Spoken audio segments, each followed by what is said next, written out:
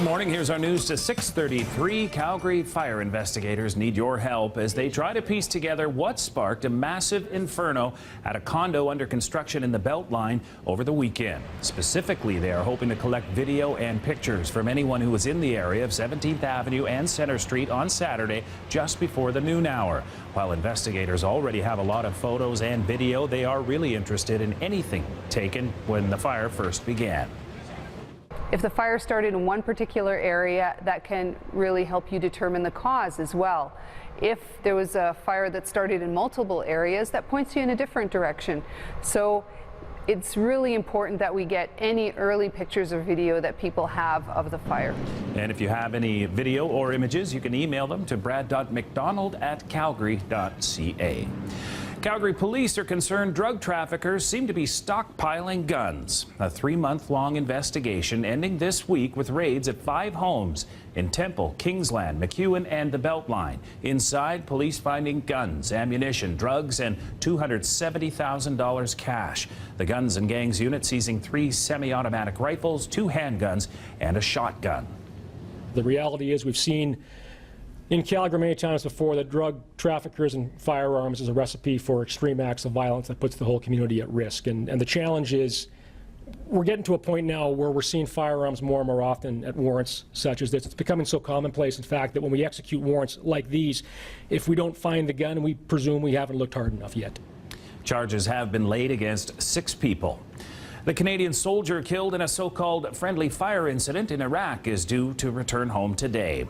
A repatriation ceremony for Sergeant Andrew Doiron is scheduled for 1:40 this afternoon at CFB Trenton, Ontario. After the ceremony, a motorcade carrying Doiron's casket will head east along the Highway of Heroes to Toronto for an autopsy. Doiron was shot and killed Friday night as his Special Forces unit was returning to an observation post. The Kurdish Peshmerga blame the Canadians for the shooting, a claim Canadian officials have denied.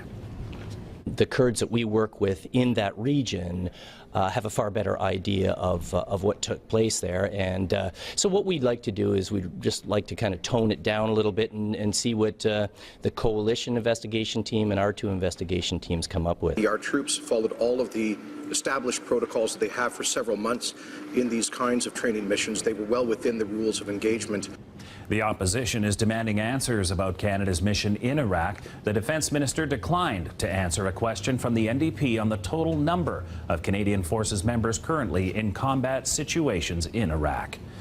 The RCMP is alleging suspended Senator Pamela Wallin misrepresented personal business as Senate work while she was serving on the boards of a number of companies.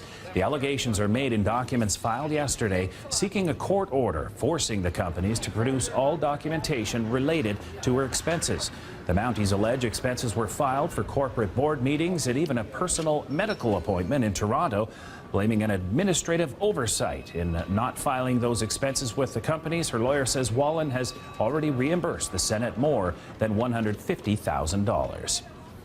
To provincial politics, Alberta MLAs are headed back to the legislature this afternoon. Coming up, we hear from the opposition, who say an election call is only a few weeks away. That story in about 25 minutes.